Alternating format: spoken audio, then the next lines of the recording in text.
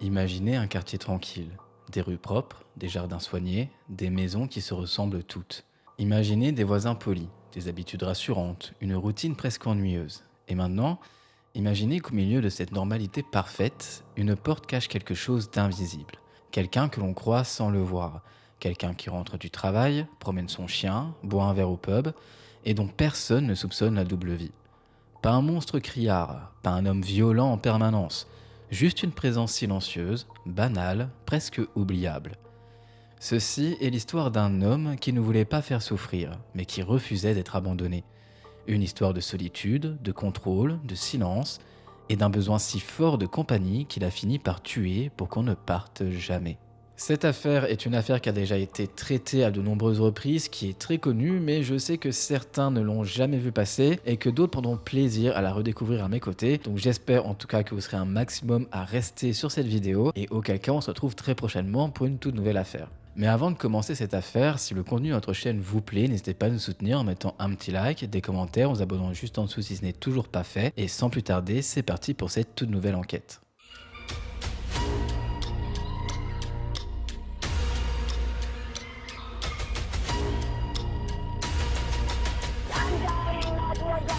Serving fire department. Name, are you still there? Name, are you still there?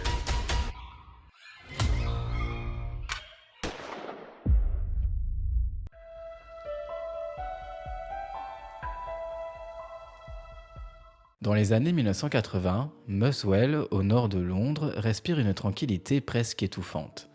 Ici, tout suit un rythme immuable. Chaque matin se copie sur le précédent.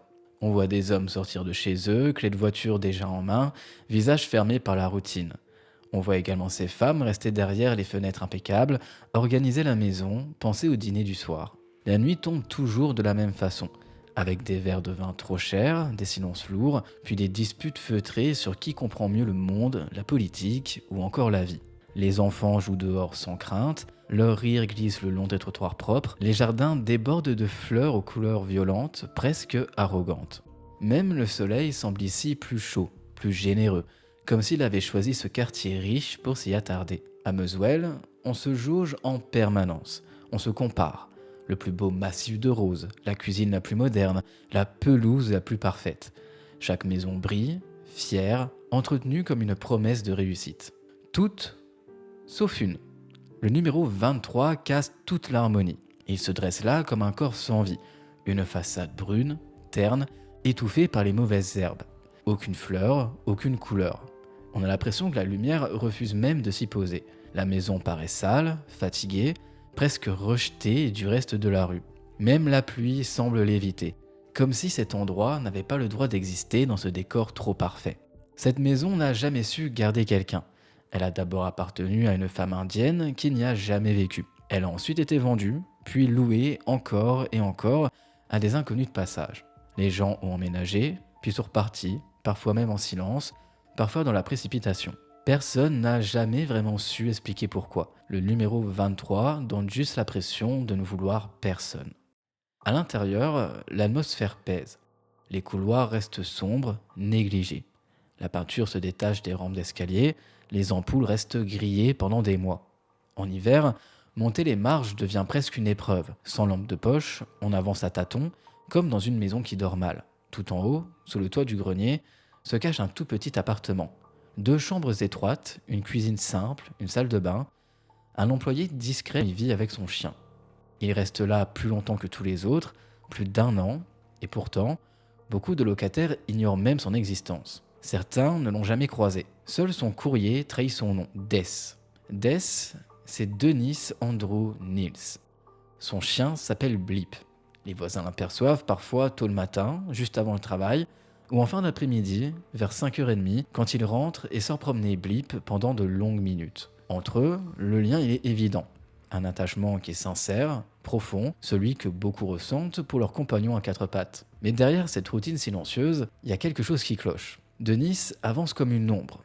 Il est grand, il est mince, légèrement voûté, les cheveux bruns, épais, il porte toujours les mêmes vêtements sombres, formels et qui sont usés par le temps.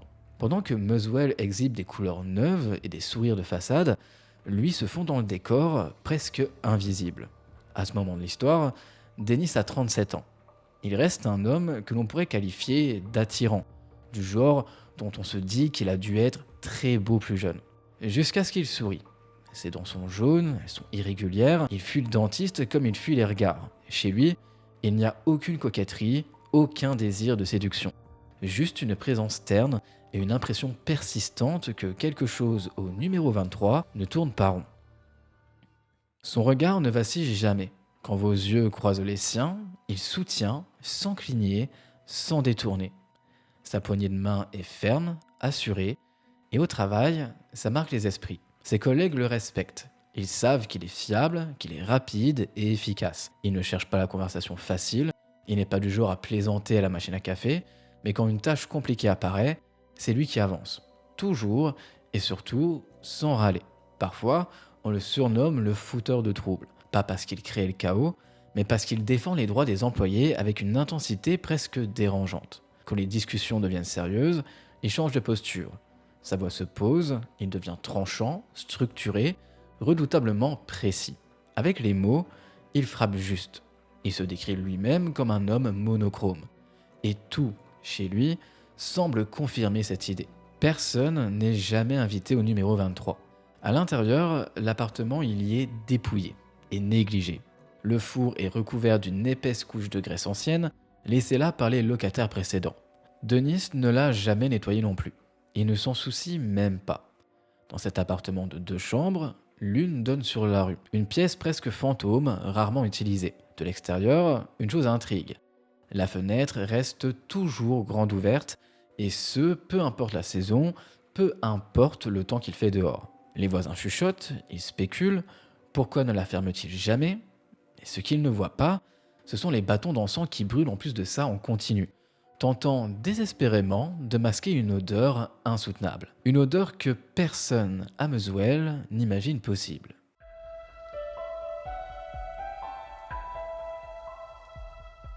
Nous sommes début février 1983. Un voisin remarque que les toilettes ne fonctionnent plus. Il verse de l'acide, 1 fois, 2 fois, mais rien.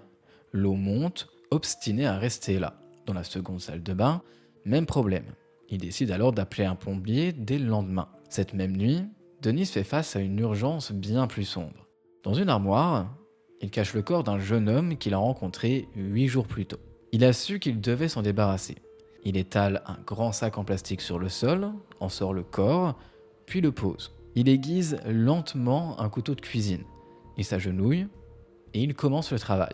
Le sang est malheureusement pour lui plus abondant qu'il ne l'imaginait.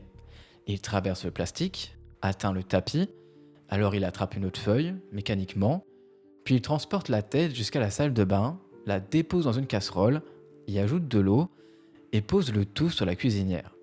Il allume 2 brûleurs afin d'accélérer l'ébullition. Il déplace ensuite le corps sans tête pour nettoyer, mais le tapis résiste. Les taches s'accrochent, il est épuisé, il lâche prise et il décide qu'il s'en occupera le week-end. Il retire la casserole du feu, il appelle Blip, il attrape la laisse, le petit chien bondit, excité, joyeux, et là ils sortent ensemble comme n'importe quel soir, comme si rien ne s'était passé. Le lendemain matin, le plombier arrive.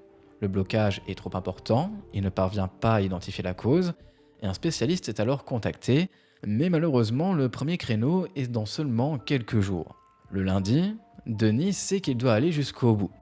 Il termine le démembrement. Il range certaines parties dans un placard, glisse le reste dans des tiroirs, asperge le tout de produits chimiques puissants pour atténuer l'odeur. Puis, il part travailler, exactement comme d'habitude. Mais ses collègues sentent qu'à ce moment-là, il y a quelque chose qui cloche.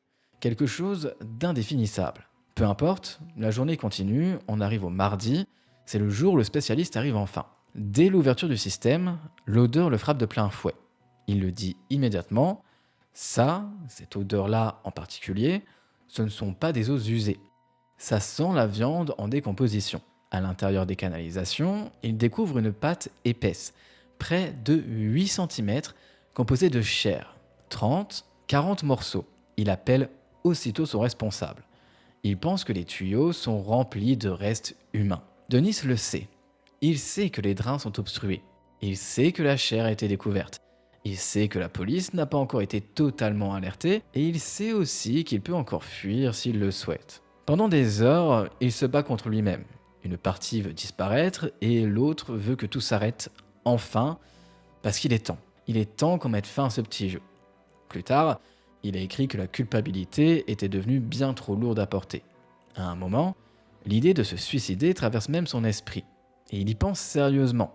Pas simplement comme un appel à l'aide, mais bon, très vite, il s'y résout, il s'arrête, quelque chose leur tient. Il se dit que quelqu'un doit rester en vie. Quelqu'un doit pouvoir raconter ce qui est arrivé à ces pauvres hommes. Oui, ces pauvres hommes. Et surtout, il ne peut pas abandonner Blip. Pas lui. Alors cette nuit-là, il écrit dans son journal. Il a écrit qu'il a terminé son verre, qu'il a écouté de la musique, qu'il a serré Blip contre lui. La dernière chose chaude et belle qu'il lui restait, c'était son chien.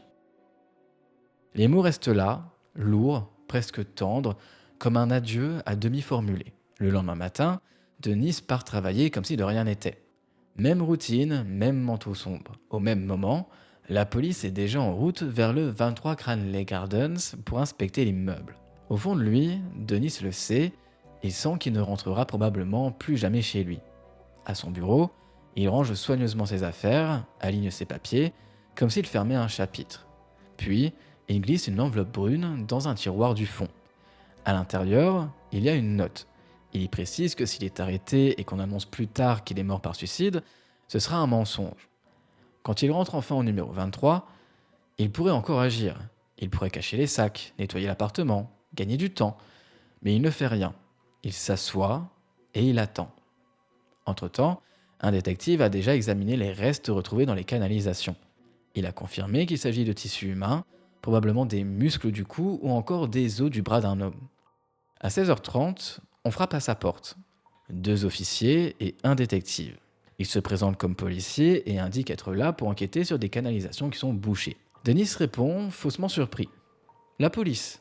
Ah tiens, comme c'est étrange, évidemment.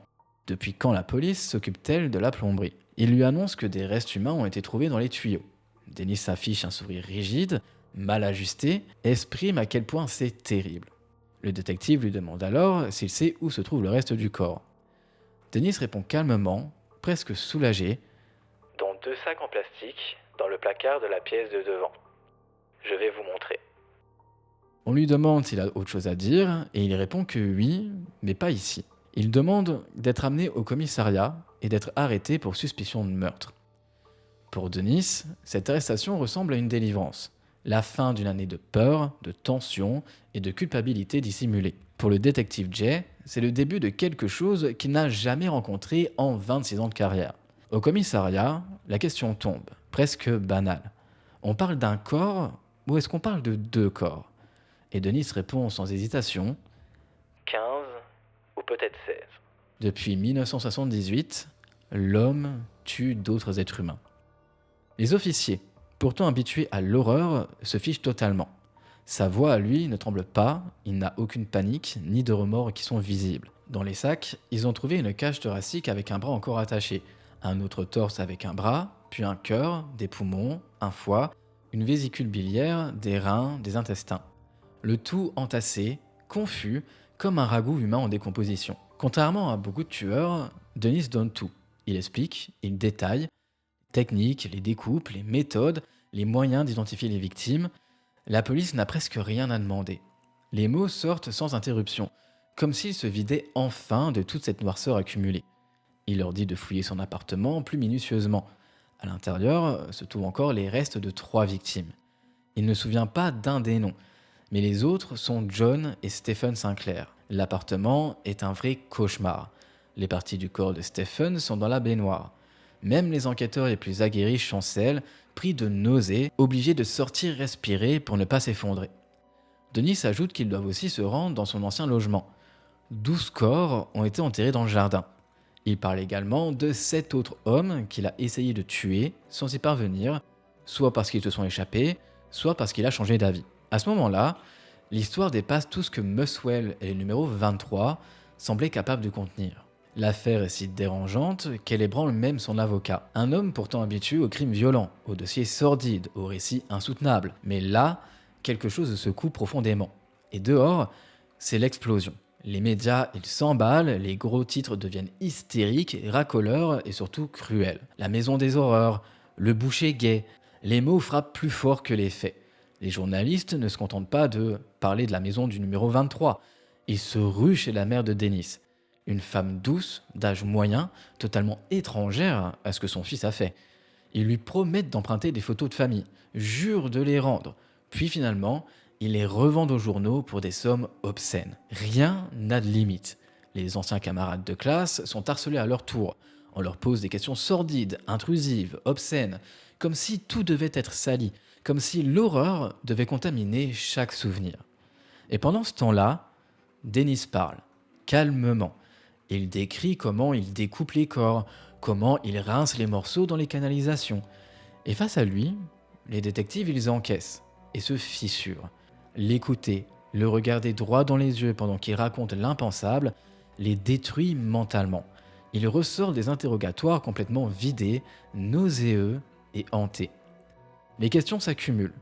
Qui est vraiment Dennis Nielsen ? Comment a-t-il pu cacher tout ça aussi longtemps ? Comment personne n'a-t-il rien vu pendant 4 ans ? Pourquoi avouer maintenant, sans pression, sans tentative de négociation ? Et surtout, comment cette voix plate, sans émotion, parvient-elle à rendre physiquement malade des enquêteurs entraînés alors que lui reste intact, presque paisible ? Et pourquoi, malgré l'horreur absolue, se retrouve-t-il incapable de le haïr totalement ?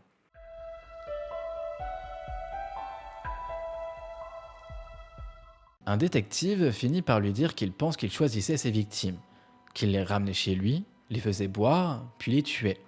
Dennis répond immédiatement. En partie vrai. Il explique qu'il sortait surtout pour chercher de la compagnie.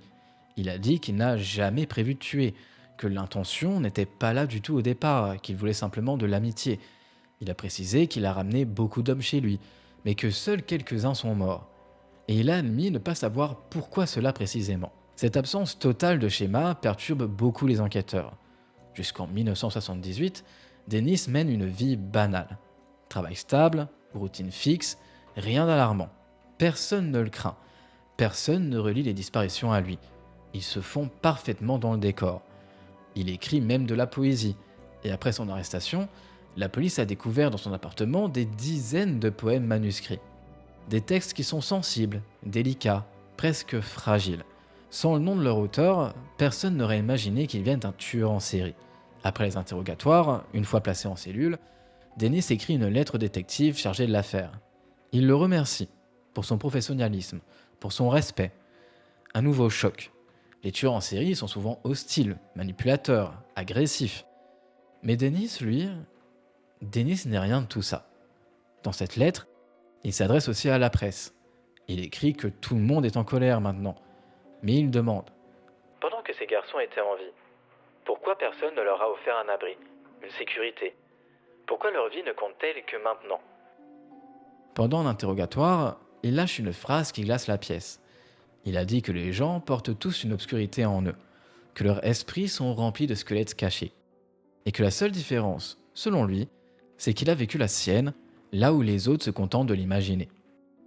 Pour comprendre comment Dennis et ses victimes en sont arrivés là, après 4 années de crimes invisibles, les enquêteurs savent qu'il faut remonter à l'origine, retourner en arrière. Dennis est un homme qui est né en Écosse, un endroit battu par la pluie, le vent et le froid. Un lieu isolé, méfiant envers les étrangers. Les portes restent fermées et les vies aussi.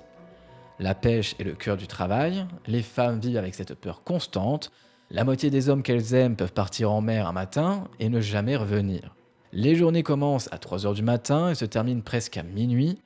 Dennis naît dans ce monde dur, salé, imprévisible, entouré de tempêtes et de solitude. Les maisons sont de petites boîtes en bois, nues, sans fioritures. Des familles entières s'entassent dans des pièces étroites, la richesse est mal vue, l'éducation méprisée, le succès est moqué et le progrès est complètement puni. Quiconque tente de s'extraire de la pauvreté se retrouve rejeté par la communauté. Et dans ce climat-là, silencieux et ferme, quelque chose commence déjà à se fissurer. Dans ce village, la normalité est déjà déformée. La plupart des mariages se font entre habitants du coin, parfois même entre membres d'une même famille. La consanguinité laisse bien entendu des traces visibles. Les troubles mentaux et génétiques sont plutôt fréquents. Certaines familles sont sourdes, d'autres sont muettes, certaines vivent englouties dans une dépression profonde, d'autres basculent dans une folie assumée. Ici, la démence n'effraie personne. On appelle ça une bizarrerie de caractère. Le suicide fait même partie du paysage. Des gens se murent chez eux pendant des semaines, disparaissent derrière des portes closes, puis ressortent un matin comme si de rien n'était. Comme si la mort avait simplement frappé, regardé, puis finalement a décidé d'attendre. La mère de Dennis s'appelle Betty, son père, Olaf. Ce dernier, il est soldat, presque toujours absent, et le mariage est fissuré dès le départ. Betty vient de remporter un concours de beauté quand elle rencontre Olaf, mais la promesse s'éteint vite. Olaf n'est là ni physiquement, ni émotionnellement. Ils ont 3 enfants. Dennis, même tout petit, se distingue déjà. Il est silencieux, distant, nerveux. Il fuit la maison dès qu'il le peut, et sa mère attache la porte du jardin avec une corde, en espérant pouvoir le retenir à la maison. Évidemment, ça ne sort pas à grand chose puisqu'il trouve toujours un moyen de partir quand même. Plus tard, il a écrit qu'il a grandi avec cette impression permanente d'être un étranger pour tout le monde, sans identité, sans place. Dans ses souvenirs, sa mère est toujours penchée sur des bassines de linge. Les mains sont rouges, le dos courbé, nettoyant sans fin. Ses grands-parents dominent la maison, surtout sa grand-mère, qui est profondément religieuse. Toute discussion sur le sexe est formellement interdite. Même le cinéma est vu comme un péché. Le dimanche, c'est l'église, quoi qu'il arrive. Aucun travail n'est toléré le jour de Dieu. La figure la plus forte de son enfance n'est pas son père, mais son grand-père. Dennis l'admire et le vénère presque. Puis, cette présence disparaît brutalement. Le grand-père meurt, et évidemment on a dit à Dennis qu'il dort, trop jeune pour comprendre la mort, et il attend. Des semaines, des mois, il est persuadé qu'un jour son grand-père va se réveiller, et que la vérité finit par lui parvenir. Il a dit s'être senti abandonné. Cette rupture l'enferme encore davantage dans la solitude. Dennis grandit sans amis, il erre seul, et quand sa mère tente de le retenir, il lui répond avec une obstination étrange que même les chevaux ne sont pas attachés pour toujours. Il passe des heures sur les falaises, immobile, à regarder les vagues se fracasser contre les rochers. L'un de ses endroits préférés est une faille profonde entre 2 falaises, appelée Rumbling Goit. Les habitants disent qu'elle n'a pas de fond, et des gens y sont même tombés. On ne les a évidemment jamais retrouvés. Il visite aussi un vieux château transformé en phare, réputé maudit. La légende raconte en effet qu'une jeune fille s'est jetée du haut de la tour à cause d'un amour interdit et que son esprit attire encore les vivants vers le vide. Pendant que les garçons de son âge jouent au football, Dennis gravite autour de la mort, des tempêtes et des ruines abandonnées. À la maison, l'espace est étouffant, bruyant, surpeuplé. Sa mère, sa grand-mère et sa tante vivent entassées. Betty travaille comme une femme de ménage pour survivre, elle est d'ailleurs rarement là. Elle est toujours épuisée, et en 1948, elle a divorcé d'Olaf, écrasée par la pauvreté et un travail sans fin. Après la séparation, elle se réfugie dans la religion, emmenant Dennis à l'église plusieurs fois par semaine.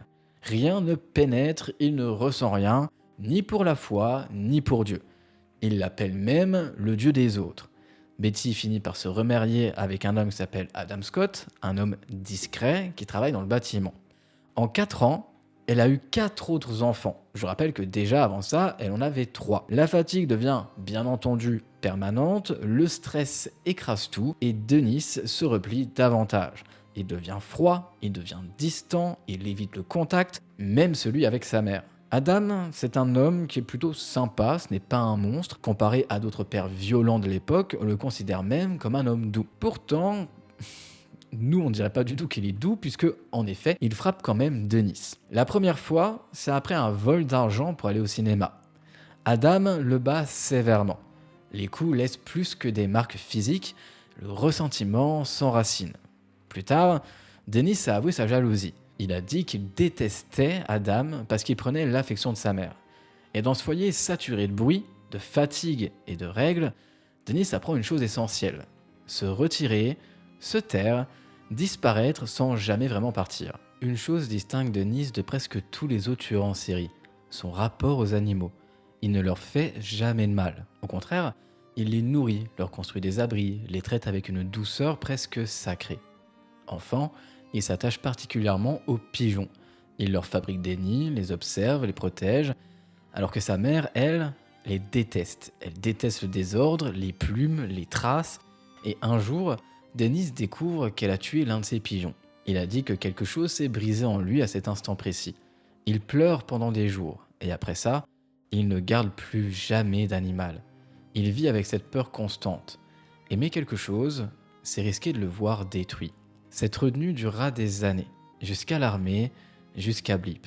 La famille de son beau-père complique encore les choses. Il déteste les animaux. Plus tard, Dennis a écrit qu'enfant, il se sentait profondément lié à la terre, aux créatures vivantes, à tout ce qui respirait. Voir quelqu'un tuer un lapin le rend physiquement malade.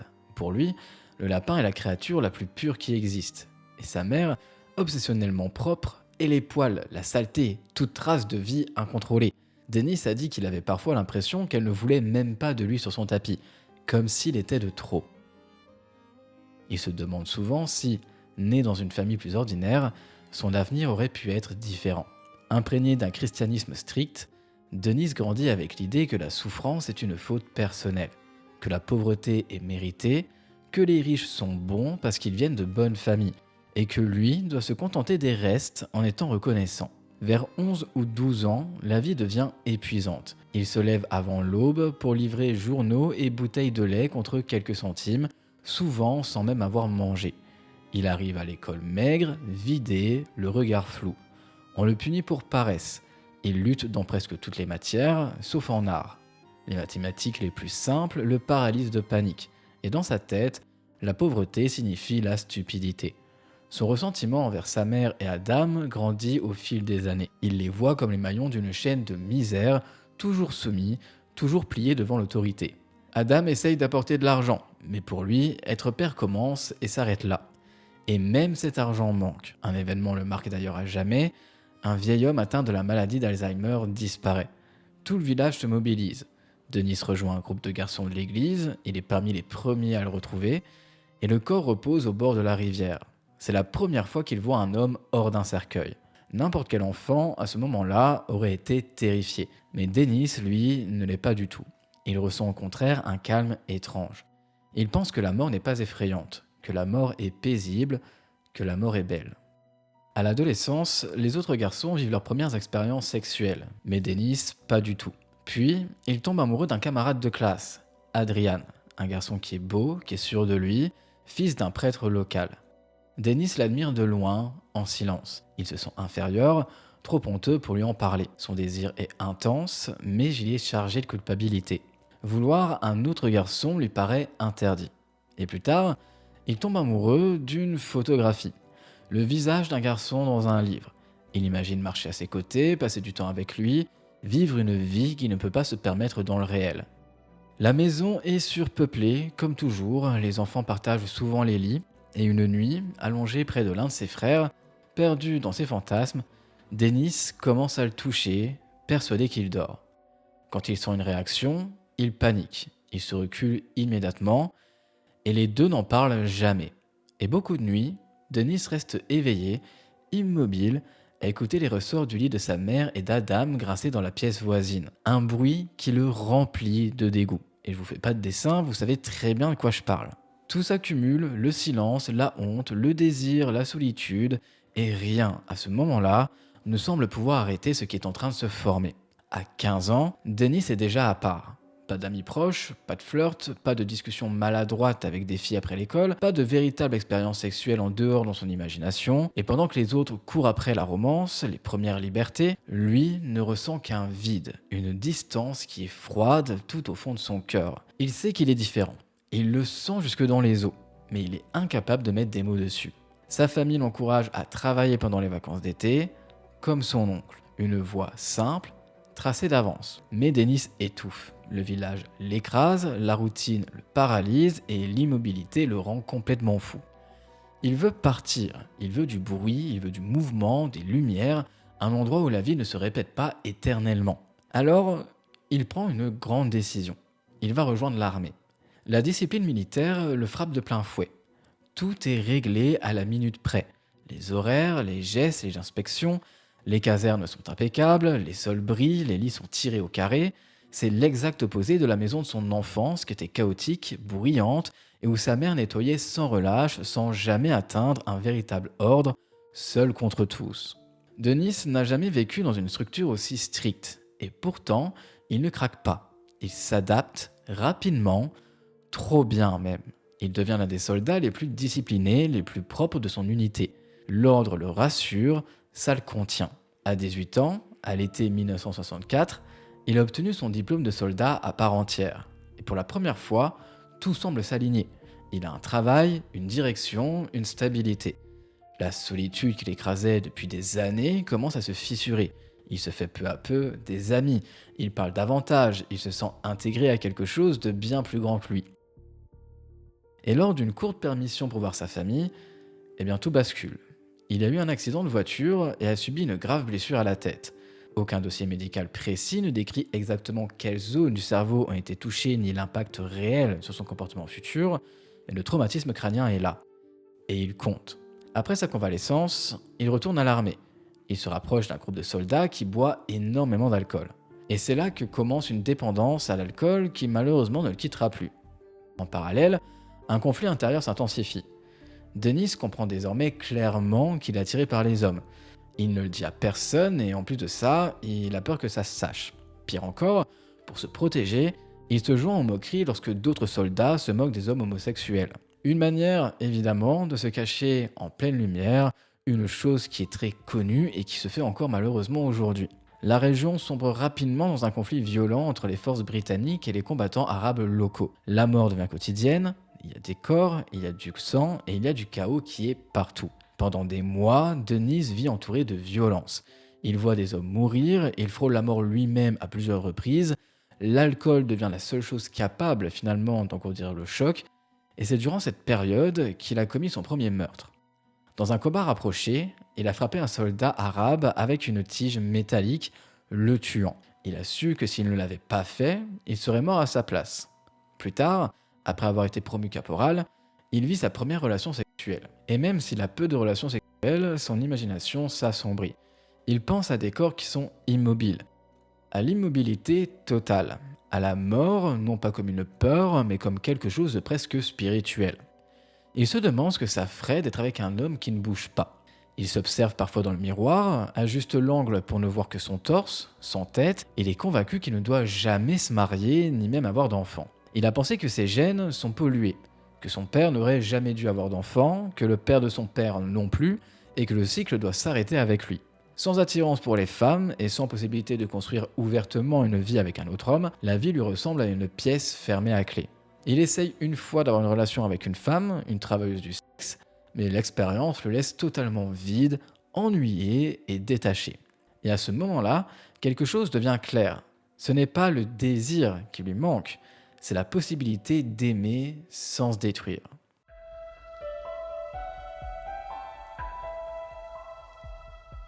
Vers la fin de sa carrière militaire, Denis s'attache profondément à un autre soldat. Une relation malheureusement à sens unique. Une amitié intense, silencieuse, que l'autre ne soupçonne jamais. Denis ne montre rien, il cache tout. Mais à l'intérieur, l'attachement est absolu. Plus tard, il a dit qu'il l'aimait tellement qu'il serait mort pour lui. Quand ce garçon quitte l'armée, quelques semaines avant la fin du service de Denis, absolument tout s'effondre. La perte le frappe de plein fouet. Et une nuit, il grimpe une falaise, convaincu qu'il va le jeter dans le vide. Au dernier moment, il renonce. Il a raconté que c'était l'un des instants les plus désespérés de toute sa vie et qu'il lui a fallu près de 2 ans pour se remettre de cet effondrement émotionnel.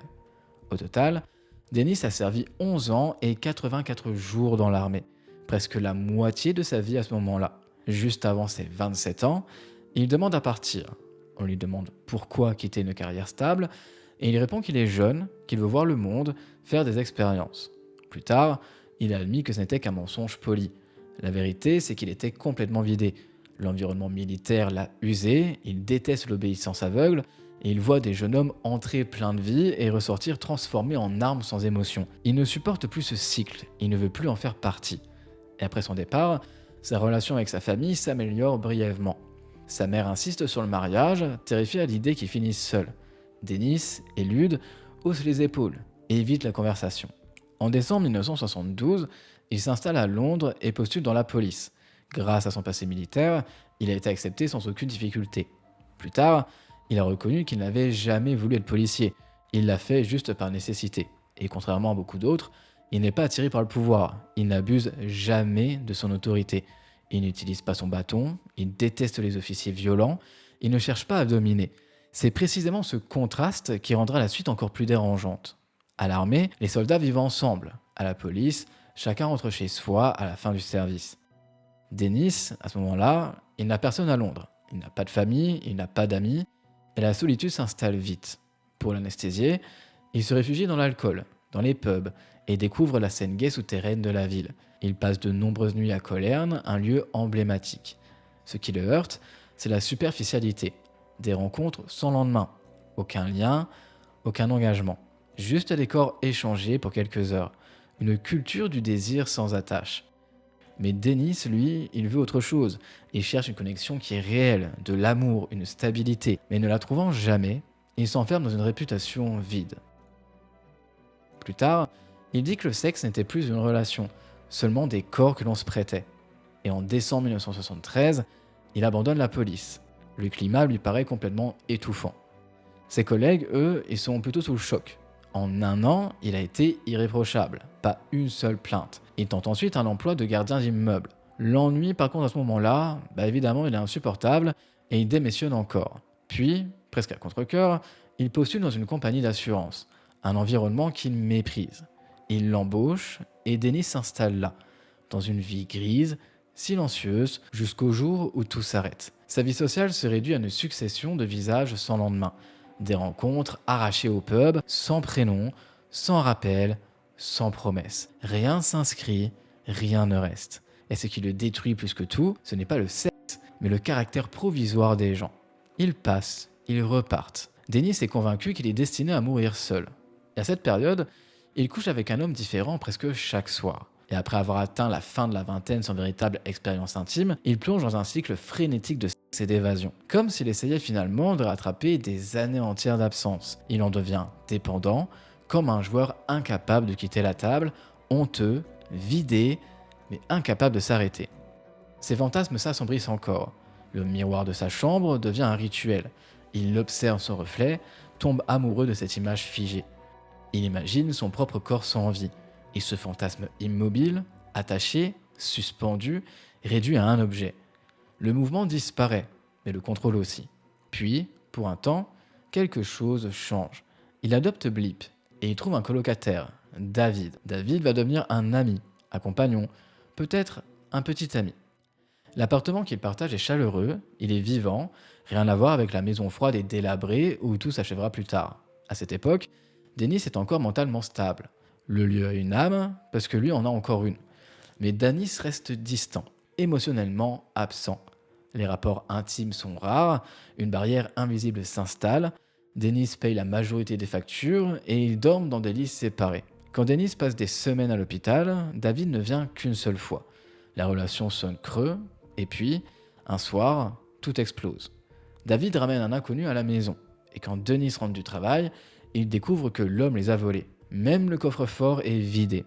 Évidemment, la colère éclate, la dispute elle est violente, et Dennis perd complètement le contrôle. Il ordonne à David de partir immédiatement. Après son départ, quelque chose se brise définitivement. L'équilibre fragile s'effondre. La seule présence qui lui reste, c'est son chien Blip. La seule créature qu'il aime vraiment, la seule qu'il aime sans condition. Dennis se noie alors dans l'alcool. Il travaille mécaniquement et continue les rencontres anonymes, encore et encore, tout en s'enfonçant dans l'isolement. Ses fantasmes deviennent plus intenses. Il se peint la peau en blanc, assombrit ses yeux et ses lèvres, il se tient immobile devant le miroir, imitant un cadavre. Ce qui le terrifie, ce n'est pas la noirceur de ses pensées, c'est le fait qu'elles surgissent quand il est parfaitement sobre. Pas des pulsions ivres, des désirs lucides. Il continue pourtant à voir plusieurs hommes par semaine. Puis, il rentre chez lui et ne parle qu'à Blip. Il est convaincu que s'il mourait chez lui, personne ne retrouverait son corps avant plusieurs jours, et le plus triste, c'est qu'il a probablement raison.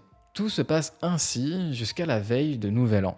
Ce soir-là, il rencontre un jeune homme irlandais dans un pub. Ils boivent beaucoup, ils rentrent ensemble, ils se déshabillent, ils se couchent, mais rien ne se passe. Ils s'endorment côte à côte. Dennis se réveille tôt, la lumière est encore froide, Il regarde l'homme dormir paisiblement à côté de lui et une pensée le traverse nette, implacable. J'ai peur qu'il parte le matin, comme tous les autres. Je veux qu'il reste jusqu'au nouvel an.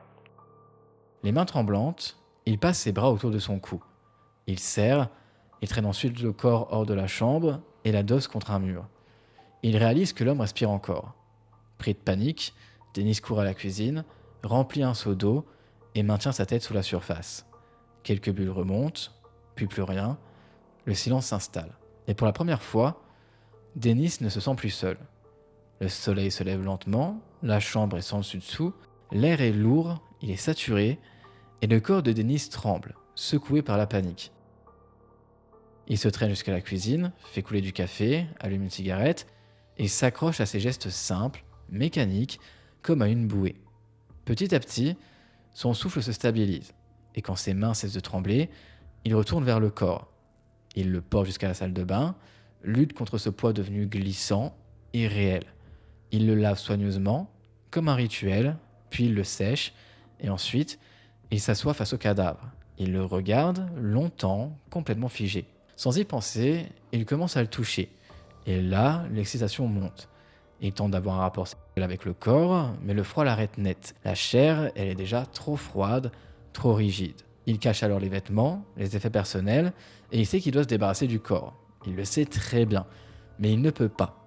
Surtout, il ne veut pas. Il veut le garder. Sous le plancher en bois, il découvre un espace creux. Il soulève les lames, glisse le corps dessous, referme, et il reste là pendant une semaine entière, jusqu'à ce que la curiosité le ramène, et il veut voir, observer, comprendre comment le corps a changé. Il achète des couteaux, avec l'idée de le démembrer. Mais là, il n'y arrive pas. Il a dit plus tard que le corps était trop beau pour être détruit. Le cadavre reste alors chez lui pendant 7 mois et demi. Le 11 août 1979, Dennis a finalement retiré le corps du sol. Il l'a enveloppé dans des sacs, a attaché le tout avec de la corde, puis l'a brûlé dans le jardin. Il a ajouté des pneus pour masquer l'odeur de chair brûlée. L'Irlandais ne sera jamais identifié. Il n'aura jamais de nom. Son existence n'est connue que parce que Dennis a admis l'avoir tué. Après ce meurtre, Denis retourne travailler comme si de rien n'était. Il plaisante avec ses collègues, il déjeune avec eux. Personne ne se doute qu'il partage la table avec un tueur en série. En octobre 1979, il rencontre un étudiant chinois nommé Andrew Ho. Andrew parle de bondage. Il dit qu'il a besoin d'argent. Denis lui en propose, mais précise qu'il ne veut pas de sexe. Andrew est plutôt déconcerté, et Denis lui attache les poignets et lui dit qu'il vit dangereusement. Puis, il serre une cravate autour de son cou, juste assez pour l'effrayer. Andrew panique, attrape un chandelier et le lui lance avant de s'enfuir. La police arrive une demi-heure plus tard, mais Andrew refuse de porter plainte. L'affaire est classée, et plus tard, Dennis a dit qu'il aurait aimé être arrêté cette nuit-là. Après cet épisode, alors qu'il vit toujours dans cet appartement, Dennis a tué d'autres hommes. Seulement 4 ont été identifiés. Lorsqu'il est finalement arrêté, il a avoué avoir tué 15 personnes et avoir tenté d'en tuer 7 autres qui se sont échappés ou qu'il a relâchés après avoir changé d'avis. Il n'y a pas de schéma clair. Certains gestes se répètent, mais chaque victime a sa propre histoire et ses propres circonstances. À l'exception de Kenneth Ockendon, un touriste canadien en visite à Londres, la plupart sont des hommes anonymes vivant en marge de la société. Beaucoup luttent contre des dépendances. Certains ont également un passé judiciaire et beaucoup sont sans domicile fixe ou encore sans emploi. Ils disparaissent sans alerter personne, sans signalement, sans enquête. Seule la disparition de Kenneth fait la une des journaux nationaux.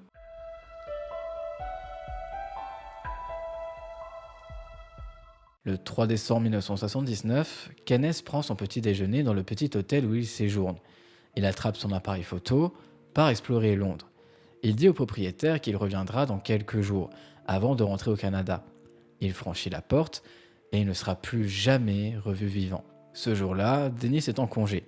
Ils se rencontrent dans un bar. Les verres s'enchaînent, les heures passent sans qu'ils s'en rendent compte. La conversation coule facilement, naturellement. Dennis propose de lui montrer Londres et ils passent la journée à errer dans la ville, à marcher sans but précis, comme deux amis en vacances. Plus tard, Dennis a dit que c'était l'une des nuits les plus heureuses de toute sa vie. Puis, une pensée s'impose. Kenneth repart le lendemain matin. Et à cet instant précis, quelque chose se fissure. Cette nuit-là, dans l'appartement, Dennis l'étrangle. Pendant la lutte, le corps de Kenneth Ockendon réagit de façon incontrôlable à un phénomène connu lors d'éstrangulation. Dennis nettoie ensuite le corps dans la baignoire, le sèche, puis le place dans une armoire avant de partir travailler le lendemain, finalement, comme si de rien n'était.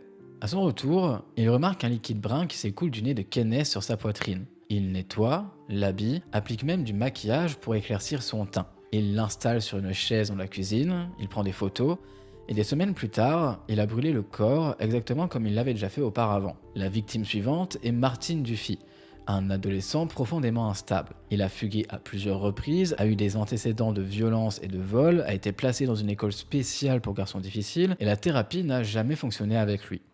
Plus tard, il s'est impliqué dans la scène des clubs gays, a commencé à consommer de la drogue, a tenté de se construire une vie stable. Il a rencontré une fille, essayé de changer, mais il a été arrêté pour un délit mineur. La relation s'effondre et tout s'écroule encore une fois. Martin décide alors de partir pour Londres, et il dort dans des gares, il n'a pas d'argent, pas de logement, pas de plan, et un jour il rencontre Dennis. Dennis a raconté que Martin n'a demandé que 2 bières en arrivant chez lui. Après les avoir bu, il a été se coucher presque immédiatement. Dennis monte sur lui, passe ses mains autour de sa gorge, puis l'étrangle. Martin perd le contrôle de sa vessie sous la peur et sous la pression. Quand son corps devient mou, Dennis le traîne par les chevilles jusqu'au bord du lit. Pour s'assurer qu'il est mort, il remplit l'évier de la cuisine et maintient la tête de sa victime sous l'eau pendant plusieurs minutes jusqu'à ce qu'aucune bulle ne remonte. Il le déshabille, le lave, le sèche. Il le garde près de lui parle, reste avec le corps pendant des heures. Et si tout ceci vous fait penser à Jeffrey Dahmer, vous avez bien raison, ça y ressemble énormément, c'est quasiment les mêmes motivations et un petit peu la même façon de faire. Le cadavre reste dans la garde-robe pendant 2 jours entiers.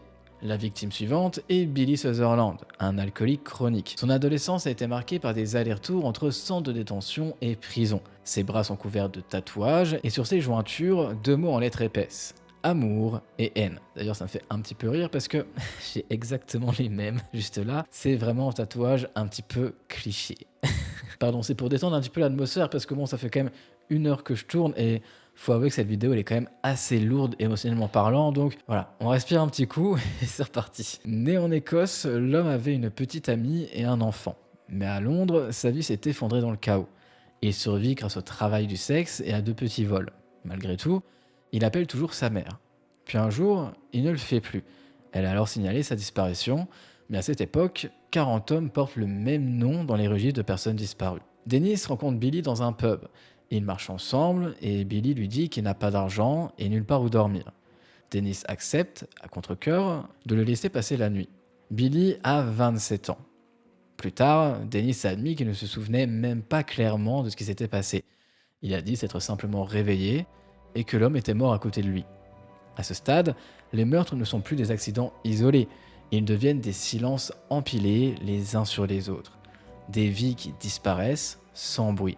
Et personne dehors ne semble encore regarder au bon endroit. Malcolm Barlow a environ 24 ans, mais il en paraît 18 à peine. Un visage trop jeune pour une vie déjà abîmée.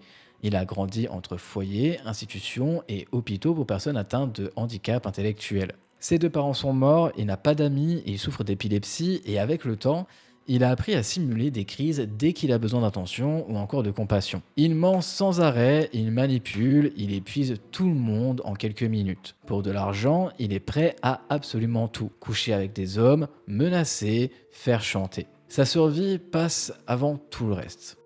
Le 17 septembre, vers 7h30 du matin, Dennis sort de chez lui pour aller travailler. Quelques maisons plus loin, il aperçoit un jeune homme assis au sol, adossé à un mur de jardin. Il s'arrête, il lui demande s'il va bien, s'il est tombé. Malcolm répond que non, que c'est son traitement contre l'épilepsie, que ses jambes ont cessé de fonctionner. Dennis l'aide à se relever. Il lui dit qu'il a besoin d'aller à l'hôpital, et il l'amène dans son appartement, lui prépare un café et compose le numéro des ambulances.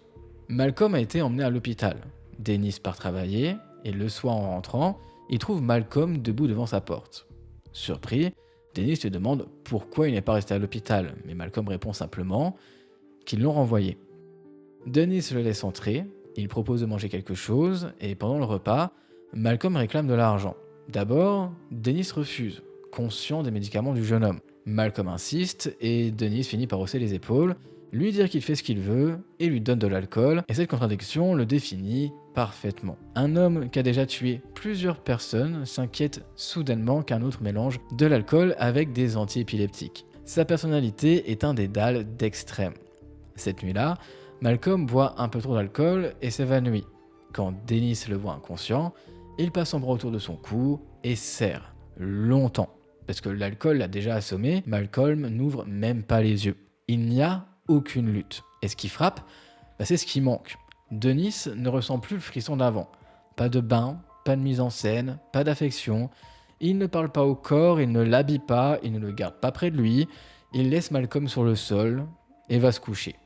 Le matin, il n'a même pas l'énergie de s'en débarrasser correctement.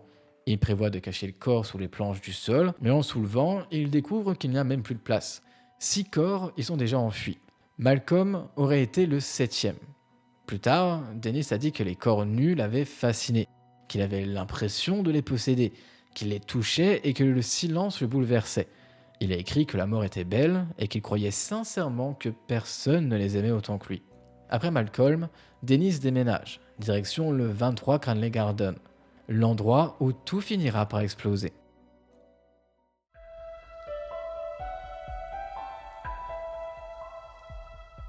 La première mort dans cette nouvelle maison est celle de John Howlett, un homme violent, errant depuis toujours, passant sa vie à mentir et se battre et se faire arrêter. Ils se rencontrent pour la première fois dans un pub le 1er décembre 1981. Ils parlent pendant des heures, boivent, puis se séparent. Ils se revoient en mars 1982. Ils marchent dans l'ombre, rentrent chez Dennis, ils cuisinent, ils regardent la télévision tard dans la nuit, l'alcool coule encore, et dans cette maison silencieuse, une fois encore, quelqu'un pense avoir trouvé un endroit où rester, sans savoir qu'il ne repartira en effet jamais, mais pas du tout comme il l'avait imaginé. Dennis est épuisé, irrité. Cette nuit-là, quelque chose bascule. Il décide qu'il veut que John parte. Maintenant. Il attrape une sangle près du lit, l'enroule autour du cou de John Howlett et tire. Mais cette fois, ce n'est pas comme les autres. John se bat, violemment. La lutte dure de longues minutes et chaque fois que Dennis relâche un peu, il sent la respiration revenir, le cœur battre à toute vitesse, refusant de céder. Le combat est si brutal que John commence à saigner. Dennis ne sait même pas d'où vient le sang. À bout de force, il le traîne jusqu'à la salle de bain, remplit la baignoire et maintient la tête sous l'eau. Quand l'eau se teint de rouge et que le corps cesse enfin de bouger, Dennis se lave les mains, change les draps, nettoie la chambre. Puis il s'effondre de fatigue et s'endort. La victime suivante est Graham Allen. Au tribunal, on parlera de la mort de l'omelette, puisque Graham ne demande qu'une chose à manger. Dennis prépare une omelette. Il se souvient que Graham prend 3 ou 4 bouchées, puis s'étouffe soudainement et se penche en avant. Dennis a affirmé ne pas se souvenir l'avoir étranglé, mais il a su que c'était arrivé.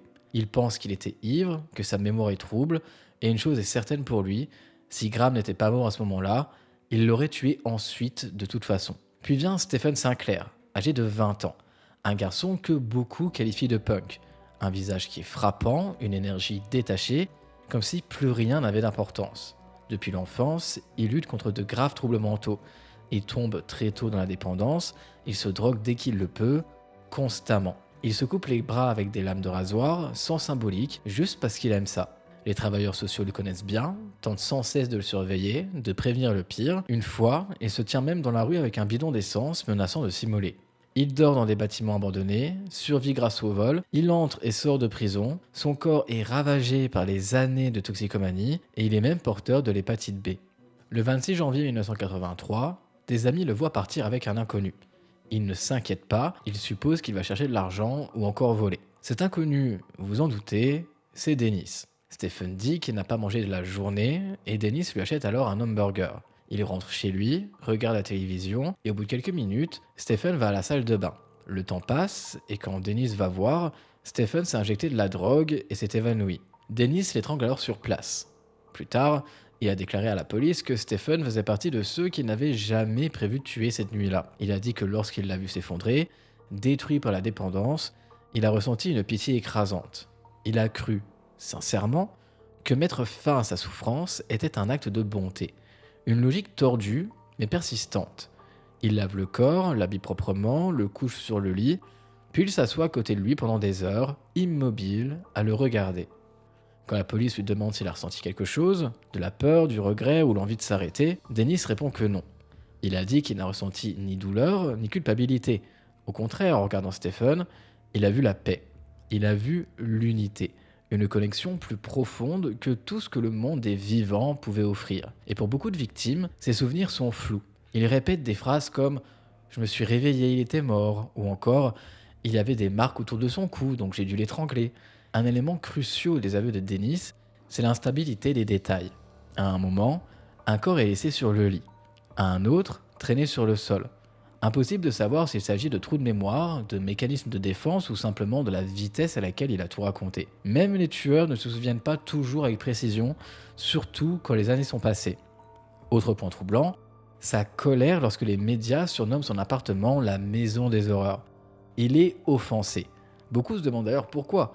Ne comprend-il pas ce qu'il a fait? Et si, il le comprend. Il a dit qu'il savait que ses actes étaient monstrueux, mais il insistait sur une chose, il ne se sentait pas comme un monstre. Autre étrangeté encore, malgré l'aveu de 15 meurtres, Dennis a affirmé n'avoir eu des actes sexuels qu'avec 6 corps. Pour les autres, il disait qu'il n'y avait eu aucune motivation sexuelle. Dennis se convainc qu'il a sauvé certaines victimes de la misère, qu'il leur a offert la paix. Les psychologues, eux, ne sont pas vraiment d'accord. Ils ont soutenu qu'ils savaient parfaitement ce qu'ils faisaient et qu'aucun de ces hommes n'aurait choisi la mort. Leur vie était chaotique, imparfaite, mais ils voulaient vivre. Dennis expliquait qu'il reconnaissait dans ses victimes ses propres échecs, sa solitude, sa haine de lui-même. Depuis l'enfance, il méprise sa famille, sa lignée, sa ville et lui-même. Il ne veut pas d'enfant parce qu'il croit que sa lignée est corrompue. Il pense qu'elle doit s'arrêter avec lui, qu'il rend service au monde en y mettant fin. Il a dit qu'en tuant ses hommes brisés, il tuait les parts de lui-même qu'il a détestées le plus. La musique joue un rôle étrange dans ses crimes. Il en écoute toujours pendant qu'il tue. Elle agit comme un déclencheur émotionnel, quelque chose qui rend l'instant plus supportable, plus significatif. L'alcool est également un facteur central. Il a affirmé être souvent tellement ivre qu'il savait à peine ce qu'il faisait. Mais une question demeure. Un homme ivre peut-il réellement dominer des adultes plus forts que lui, encore et encore, sans jamais échouer? Un médecin légiste a déclaré plus tard que Dennis exagérait sa consommation d'alcool. Lorsqu'il a été examiné, aucun signe de dépendance physique ou de sevrage n'a été constaté. Quelqu'un qui boit sans arrêt ne reste pas aussi propre, aussi fonctionnel. Et surtout, Dennis est resté efficace au travail, concentré, discipliné. Un alcoolique détruit n'aurait jamais pu maintenir une telle façade. Un autre détail trouble profondément les enquêteurs. Quand on lui demande pourquoi il lavait certains corps, Dennis répond que c'était un acte sacré, presque spirituel. Les mots surprennent. Cet homme rejette la religion depuis l'enfance. Il a toujours parlé de Dieu comme du Dieu des autres. Il refuse toute croyance, tout système spirituel. Et pourtant, il décrit ses gestes comme un rituel. Cette contradiction dérange autant qu'elle fascine.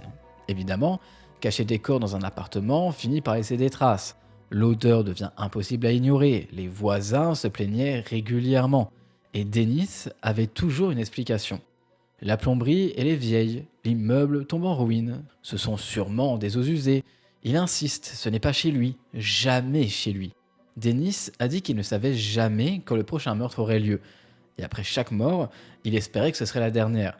Il a affirmé qu'il ne cherchait pas des hommes pour les tuer, mais pour leur compagnie. Des centaines d'hommes sont entrés et sont sortis de son appartement. Des centaines sont repartis vivants. 15 seulement ne l'ont pas fait. Alors la question obsède tout le monde. Pourquoi eux? Pourquoi certains et pas d'autres? Dennis n'a jamais eu de réponse. Avec le temps, les psychologues qui analysent l'affaire et ses récits arrivent à une conclusion glaçante. Dennis tue pour la compagnie. Il assassine pour garder quelqu'un avec lui. Quelqu'un qui ne partirait pas au matin. Il s'assoit devant la télévision, regarde des films avec les corps, leur parle, et vu de l'extérieur, à travers une fenêtre, on croirait qu'il passe simplement du temps avec un ami. Contrairement à beaucoup de tueurs en série, Dennis ne hait pas ses victimes. Il a dit qu'il voulait une connexion durable, quelque chose de permanent, quelque chose qui ne disparaît pas au lever du jour. Il déteste les séances de thérapie, pas parce qu'elles sont pénibles, mais parce qu'elles l'obligent à dire les choses à voix haute. Dès qu'il entend ses propres mots, le fantasme s'effondre. Le récit poétique, sacré, qui s'est raconté pendant des années, finit par se fissurer. Et il se retrouve face à la réalité brutale de ses actes. En détention, il écrit de nombreux poèmes, presque tout centré sur l'amour et la mort. Mais la réalité, elle, est d'une violence absolue. Il cache des corps sur les planchers jusqu'à ce que l'odeur devienne insupportable. Alors il les sort, les découpe, emballe les morceaux dans des sacs et des valises, puis les enterre dans le petit jardin qu'il a aménagé pour Blip. Il recouvre le tout de déodorants, de briques, de journaux, espérant contenir la puanteur. Parfois, il entrepose des parties du corps un peu partout dans l'appartement, faute de place. Un visiteur aurait pu ouvrir un placard et tomber sur une jambe, ou tomber sur un bras dissimulé au fond d'un rangement. C'est un chaos permanent. Quand il brûle des corps dans la cour, il ajoute des pneus pour masquer l'odeur. Et ce pot dont on a parlé plus tôt, Dennis a admis qu'il y avait fait bouillir des têtes coupées à 2 reprises. Il insiste, ce n'était pas pour cuisiner. Il devait juste séparer la chair de l'os. C'était uniquement dans ce but. S'il peut démembrer avec une telle aisance, c'est aussi à cause de son passé. À l'armée, il travaillait principalement en cuisine. Il savait déjà comment couper de la viande, séparer les articulations, démonter une carcasse. Mais il a insisté sur un point. Le démembrement était la pire étape. Pas excitante, elle était horrible. Il détruisait la seule chose qu'il restait de ses victimes. Il a décrit le processus avec une précision glaçante, où il étalait du plastique sur le sol de la cuisine, buvant assez d'alcool pour s'engourdir, avant de déshabiller les corps jusqu'aux sous-vêtements, avant de séparer la tête avec un couteau. Comme la plupart des victimes sont mortes depuis des heures, il y avait peu de sang. Il lavait la tête, la mettait dans un sac, puis il retirait les bras et les jambes, les nettoyait et les enveloppait dans des serviettes. Il ouvre le torse du nombril aux côtes, retire les organes, les place dans des grands sacs noirs. La poitrine, les côtes, les cuisses, les hanches, les organes génitaux sont emballés séparément et dissimulés sous les planches. Parfois, il brûle les restes quelques jours plus tard, et d'autres, il jette de petits morceaux dans les toilettes. Les sacs sont envahis de mouches, de larves, baignés dans une pourriture épaisse. L'odeur est telle qu'il a dit avoir vomi à plusieurs reprises. La partie la plus difficile pour lui reste le retrait des organes. L'odeur était insupportable. Les fluides, le désordre, beaucoup de ses poèmes, écrits chez lui puis en prison, font référence au feu, à la destruction. Des échos directs de tous ces incendies où il brûlait des parties de cadavres. Quand ces détails atteignent enfin le public, l'horreur elle est évidemment totale. Dennis ne comprend pas. Il a dit qu'il n'a jamais compris la peur que les gens ressentent face à la mort. Cette superstition autour d'un corps. Pour lui, ça n'a aucun sens. Pendant que Dennis attend son procès en détention provisoire, son état mental se délite. Contrairement à beaucoup de tueurs en série, il ne savoure pas du tout l'attention médiatique. Il ne parade pas, et au contraire, il fait des cauchemars constants. Il répète qu'il n'arrive toujours pas à croire ce qu'il a fait. Dans une lettre adressée à sa mère, il a écrit qu'il ne comprenait pas comment il avait pu devenir le centre d'une telle terreur. Il parle du jour de son arrestation comme du jour où l'aide est enfin arrivée. Juste avant son dernier service, il a dit à ses collègues « Si je ne viens pas demain, c'est que je suis malade, mort ou en prison ». Tout le monde a rigolé. Pour eux, c'était juste une blague. Mais lui, il savait déjà que la police se rapprochait. Lors des interrogatoires, les enquêteurs lui promettent de s'occuper de Blip. Ils proposent même de l'amener au commissariat pour qu'il puisse le voir. Dennis refuse. Dire au revoir le détruirait. Une semaine plus tard, Blip a été euthanasié, jugé trop dangereux après avoir vécu dans un environnement contaminé par des restes humains. La prison, elle est brutale. D'autres détenus le maltraitent, ils détestent l'uniforme carcéral et pensent, au fond, mériter un traitement particulier parce qu'ils coopèrent. Mais ici, les règles sont les mêmes pour tous. Ils passent 23h30 par jour enfermés, 30 minutes dehors, des transferts fréquents pour l'empêcher de créer des liens. Parfois même interdit de chapelle parce que certains prisonniers refusent de prier à côté de lui. Dennis veut désespérément prouver qu'il est normal, qu'il est juste un homme qui a fait des choix monstrueux. Enfin bon, juste des choix monstrueux, ça reste quand même à voir. Mais la prison lui renvoie une vérité qu'il ne peut plus fuir. La société ne le verra plus jamais autrement. Ses crimes sont d'un autre niveau, et alors que la phase de procès s'approche, il choque tout le monde en refusant un avocat. Il a dit qu'il n'en voulait pas, qu'il n'en avait pas besoin, et que s'il le fallait, il se défendrait seul. Son état mental change sans cesse. Un jour, il se sent presque apaisé, le lendemain, écrasé par la culpabilité. Avant son arrestation, il adorait les miroirs, remplissait ses pièces de reflets. Mais en prison, il les évite totalement. Il ne veut plus se voir. Peut-être par peur, peut-être par dégoût, ça, on ne le sait pas. Un détail surprend encore les enquêteurs. Dennis refuse de révéler l'orientation sexuelle de certaines victimes. Non pas pour entraver l'enquête, mais parce qu'il a appris que certaines familles ignoraient cette part de la vie de leur fils. Il estime que ce n'est pas à lui de l'exposer. Il décrit librement le meurtre, le démembrement, mais protège ce qu'il considère comme intime. Quand il découvre que la peine de mort a été abolie au Royaume-Uni en 1967, il est sincèrement bouleversé. Il a dit qu'il voulait être exécuté. Pour lui, la mort aurait été une libération. Il a admis avoir pensé plusieurs fois au suicide, mais ne jamais être passé à l'acte, refusant de laisser le monde croire qu'il fuyait ses responsabilités. Au procès, l'accusation ne peut retenir que 6 meurtres et 2 tentatives de meurtre. Il n'y a pas assez de preuves matérielles pour tous les autres. Les procureurs décrivent alors un schéma clair, des hommes rencontrés dans des bars, inconnus auparavant, souvent sans domicile ou instables et étranglés. Plusieurs sont des travailleurs du sexe masculin ou homosexuels. Les survivants témoignent, ils décrivent un homme calme, posé, sans émotion, même au moment de tenter de les tuer. L'accusation insiste sur la préméditation. Dennis demandait toujours si ses victimes avaient de la famille, quelqu'un qui les attendait. Selon les procureurs, on ne pose pas ce genre de questions par hasard. Puis viennent les preuves matérielles. Les sacs contenaient des restes humains. L'odeur décrite, les verres, la grande casserole utilisée pour faire bouillir des têtes, la planche à découper, les couteaux. Et dans tout ça, la salle d'audience, elle blanchit. Certains se lèvent, écœurés, d'autres vomissent presque, et même le visage du juge se transforme. Dennis, lui, reste immobile, froid. La presse le surnomme le poisson congelé. Les psychiatres ont confirmé qu'il n'y avait aucune dissociation. Il n'a pas oublié, il n'a pas décroché, il se souvenait clairement de presque tout. Le 4 novembre 1983, il a été condamné à la réclusion criminelle à perpétuité, sans possibilité de libération conditionnelle, dans une prison de catégorie A. Il passe ses journées à lire, écrire, peindre, écouter de la musique. Il reste discret et il est évidemment rarement conflictuel. Mais, bien entendu, il a été attaqué à plusieurs reprises. Lors d'un incident, un détenu lui a entaillé le visage. Dennis a eu besoin de 89 points de suture. L'homme est décédé en prison le 12 mai 2018 à 72 ans après que des complications chirurgicales ont provoqué des hémorragies internes.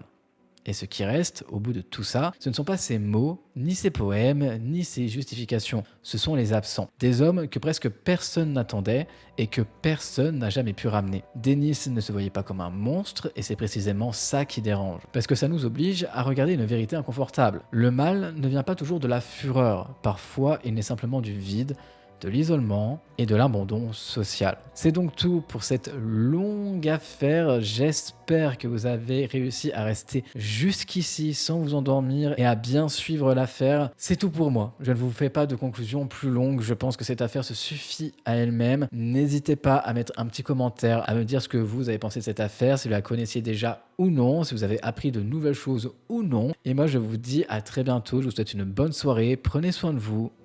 Ciao.